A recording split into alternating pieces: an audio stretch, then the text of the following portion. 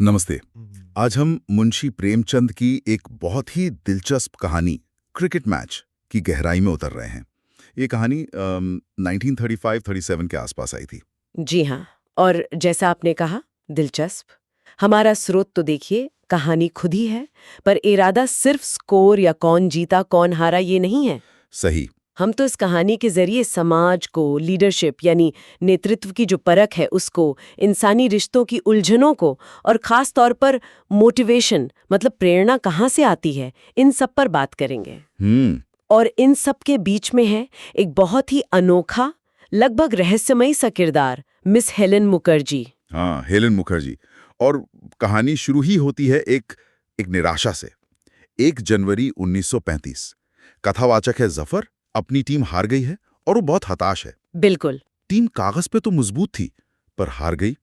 और जफर को लगता है हार की वजह सिर्फ खेल नहीं था, कुछ और गड़बड़ थी। तो यहीं से शुरू करें। हाँ, ये निराशा साफ दिखती है, लेकिन वो गड़बड़ क्या थी? कहानी इशारा करती है कि कप्तानी का चुनाव वो योग्यता पर नहीं हुआ। अच्छा। हिज हाइनेस को कप्तान चुना गया। क्यों? क्योंकि वो अमीर थे, प्रभावशाली थे, खेल की समझ शायद उतनी नहीं। तो नतीजा? नतीजा ये कि टीम में जोश नहीं था, वो लड़ने का जज्बा गायब था, और यहीं प्रेमचंद का पहला बड़ा मुद्दा आता है, योग्यता बनाम हैसियत।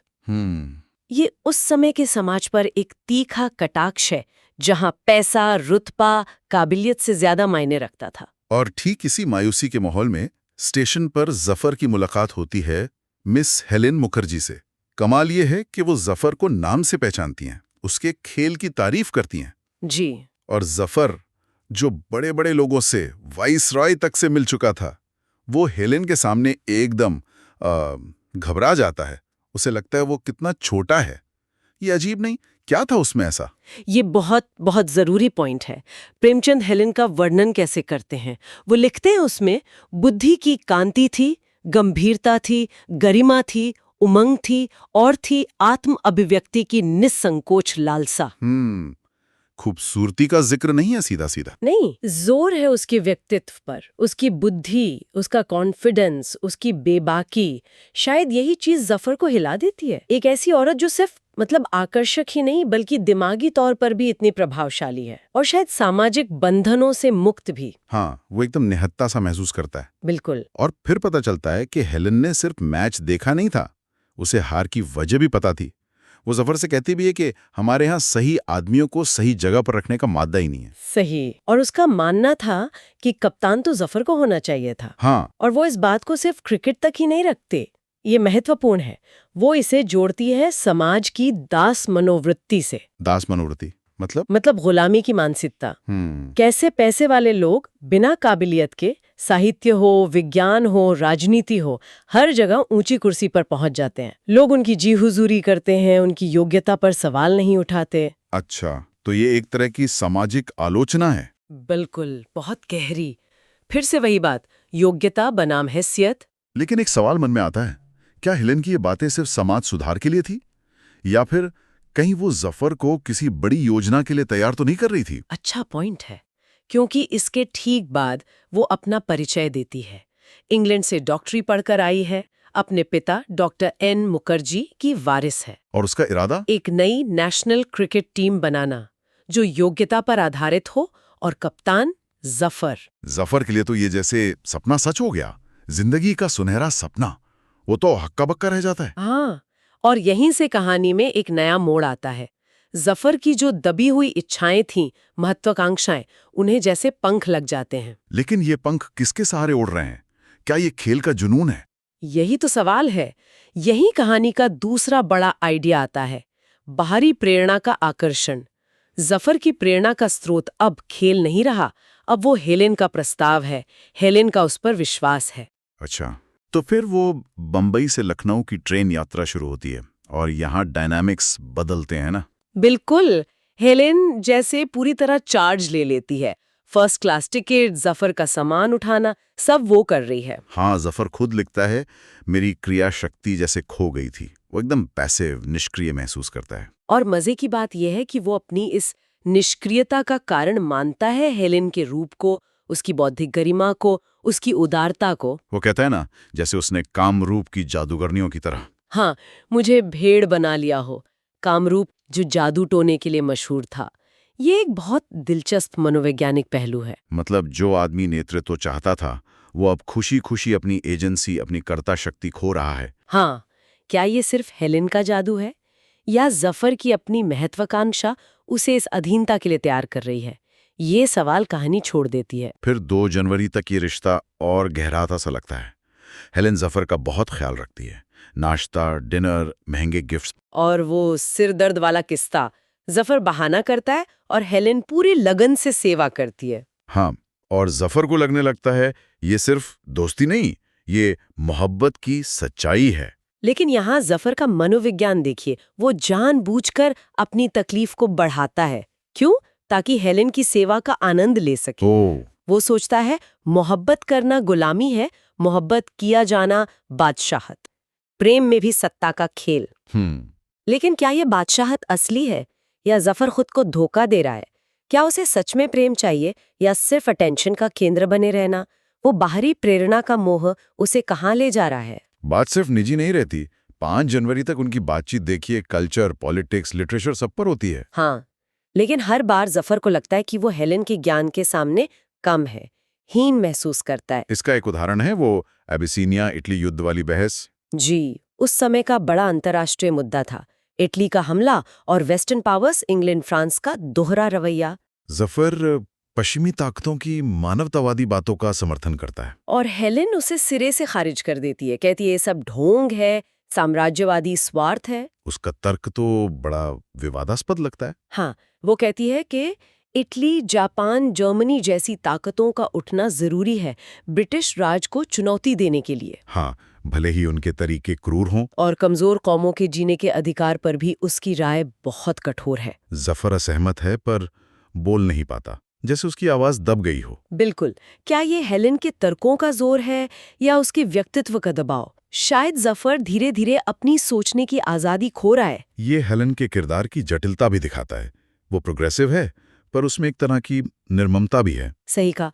फिर वो लखनऊ पहुंचते हैं और एक नई सिचुएशन। जफर को शर्म आती है हेलेन को अपने घर ले जाने में। वो टूटा फूटा मकान, और हेलेन वो बड़ी आसानी से स्थिति समझ जाती है। खुद टैक्सी लेती है, होटल चली जाती है और मजाक में जफर को अपना मेहमान बना लेती है। हाँ, वो कहती है प्रेम ईर्ष्यालु होता है। मैं तुम्हें एक क्षण के लिए भी आंखों से ओझल नहीं कर सकती। जफर फिर फिदा। देखिए कितनी चतुराई से उसने जफर की झिझक को भी अपने कंट्रोल में बदल दिया। लखनऊ में मामला और उलझता है। 12 जनवरी तक टीम के दूसरे खिलाड़ी भी हेलेन के चक्कर में हैं, ब्रजेंद्र और सादिक। हाँ, ब्रजेंद्र है जो दिखने में अच्छा है, साहिब जैसा, पर जफर के शब्दों में पक्का शोहदा लोफर। और दूसरा है सादिक, खानदानी, संजीदा, थोड़ा घमंडी, पर अब हेलेन के लिए शायर बन गया है। जफर की जलन बढ़ जाती है, बेचैनी, खासकर ब्रजेंद्र को लेकर। उसे लगता है हेलेन उसकी बदतमीजियों को नजरअंदाज कर रही है, शायद उसके गंदे इशारों का मजा लेती है। लेकिन हेलेन का अंदाज देखिए, वो सबको साध रही है। बिल्कुल, सादिक की शायरी की तारीफ, ब्रजेंद्र के सूट की, जफर की गजल की, यहाँ तक के सादिक की आंखों की भी। जफर सोचता है जब तारीफ सबके लिए हो तो कीमत कम हो जाती है, पर फिर भी जब हेलेन उसकी बिखरी हुई जुल्फों की तारीफ करती है तो वो खुश हो जाता है, अंदर ही अंदर। तो हेलेन का ये सबको साधना, क्या ये उसकी दरियादिली थी, या एक स्ट्रैटेजी, ताकि सब उसकी तरफ देखते रहें, उसकी अप्रूवल के लिए लड़ते रहें? ये मुमकिन है। वो बाहरी प्रेरणा का मोह अब जैसे पूरी टीम में फैला रही थी। कहानी ये भी बताती है कि ये मर्द उसकी सीधी तारीफ करने से हिचकते हैं, जैसे शब्द नहीं मिलते या डर लगता है। ये भी तो उसके कंट्रोल को दिखाता है। फिर 1 फरवरी से टीम बनाने का टूर शुरू होता है। जफर और ब्रजेंद्र में तनाव इतना बढ़ जाता है कि जफर सोचता है एक को मैदान से हटाना पड़ेगा। दिल्ली में उन्हें अच्छे खिलाड़ी मिलते हैं, जाफर मेहरा और अर्जुन सिंह। अर्जुन सिंह? हाँ, और अर्जुन सिंह एक नया ज्यादा सीरियस चैलेंजर बनकर आता है। वो जफर से बेहतर खिलाड़ी है, ज्यादा सभ्य है, मिजाज पहचानता है। तो जफर को डर लगने लगता है, कहीं मेरी राह का रोड़ा ना बन जाए। अब मुकाबला सिर्फ जफर और ब्रजेंद्र का नहीं रहा, और कड़ा हो गया है। पर किस चीज का मुकाबला? टीम में जगह का, या हेलेन के ध्यान का। बिल्कुल। ऐसा लगता है क्रिकेट टीम बनाने से ज्यादा जरूरी अब हेलेन का फेवर जीतना हो गया है। वो बाहरी प्रेरणा अब खेल पर हावी हो रही है। 25 फरवरी तक टीम पूरी हो जाती है। बम्बई में प्रैक्टिस शुरू और हेलेन का टीम पर पूरा कंट्रोल। वो माँ की तरह सबका ख्याल रखती है, लेकिन हुकूमत भी हरक पर करती है। हाँ, जब अर्जुन सिंह किसी दूसरी लड़की को देखता है तो सब बुरी तरह डांटती है। सभी खिलाड़ी जैसे उसकी कृपा पर निर्भर हैं। वो उसकी तकदीर की मालिक है। जफर खुद अपनी जलन से ऊपर उठ के एक तरह का समर्पण महसूस करता है। वो कहता है, मैंने ही गोया अपने को उसके हाथों बेच दिया है। वो बाहरी प्रेरणा का मोह जैसे अपने चरम पर है। यहाँ हेलेन की शक्ति का राज समझ आता है। खूबसूरती, बुद्धि, पैसा और सबको अपनी तरफ खींचने और कंट्रोल करने की गजब की क्षमता। हाँ, पर सवाल वही, क्या वो एक मेंटर है या एक मैनिपुलेटर? कहानी सोचने पर मजबूर करती है। फिर आता है 1 मार्च, मैच का दिन, और वो जीत जाते हैं। ऑस्ट्रेलिया टीम को हरा देते हैं। जफर का प्रदर्शन भी शानदार। शहर में बड़ी पार्टी होती है। हेलेन फिर सेंटर ऑफ अट्रैक्शन, लेकिन वो सबसे एक जैसा मिलती है। यहाँ तक कि एक महाराज कुमार से भी उसमें एक अजीब सा गर्व और स्वाभिमान दिखता है। जीत के बाद खिलाड़ियों की उम्मीदें और डर दोनों बढ़ गए। हाँ, हर कोई सोच रहा है अब हेलेन किसे चुनेगी, शायद मुझे। हर एक को लगता है वही खास है।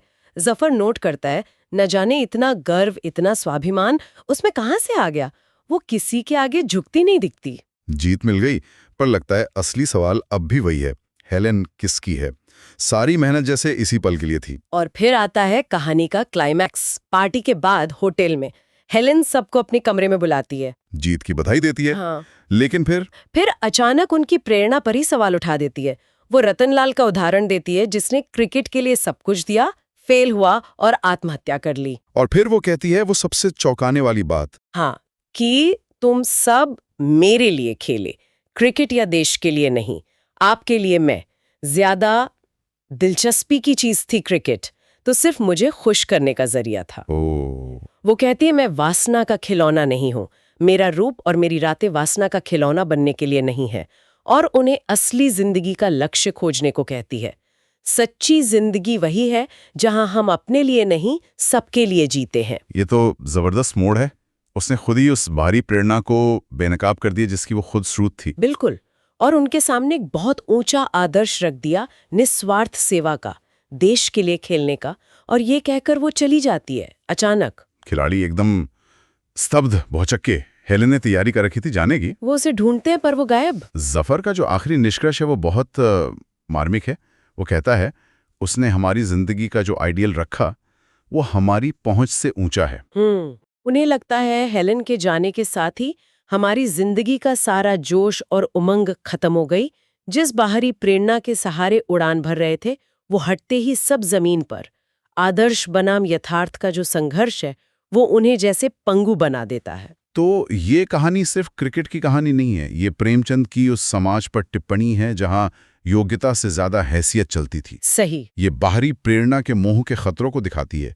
कैसे किसी व्यक्ति का आकर्षण हमारी अपनी अंदरूनी आवाज को दबा सकता है। और ये आदर्श बनाम यथार्थ का वो मुश्किल सवाल उठाती है। ऊंचे आदर्शों को जीना कितना मुश्किल है। बिल्कुल। और हेलेन का किरदार, वो अंत तक एक पहेली है। क्या वो सच में उन्हें जगाना चाहती थी, या वो सिर्फ अपनी ताकत का खेल खेल कर चली गई? क्या उसका दिया आदर्श सच्चा था या बस एक बहाना? प्रेमचंद जवाब नहीं देते, और शायद यही कहानी की खूबी है। तो आखिर में ये सब हमारे लिए क्या मायने रखता है? ये कहानी हमें सोचने पर मजबूर करती है। हमारी अपनी जिंदगी में हमारी प्रेरणाओं के पीछे असली वजह क्या है? हाँ, ये सोचने वाली बात है। क्या हम किसी लक्ष्य के लिए जी रहे हैं, या किसी की तारीफ, किसी की मंजूरी पाने के लिए? क्या बाहर से मिली प्रेरणा अंदर की प्रेरणा जितनी टिकाऊ हो सकती है? और सबसे बड़ा सवाल, जब वो बाहरी प्रेरणा का स्रोत चला जाता है या वो आदर्श पहुंच से बहुत दूर लगता है, तो हमारे पास क्या बचता है? ये सवाल वाकई अपने अंदर झांकने पर मजबूर करते हैं। इन्हीं सवालों के साथ आज की ये बातचीत यहीं खत्म करते हैं। धन्यवाद।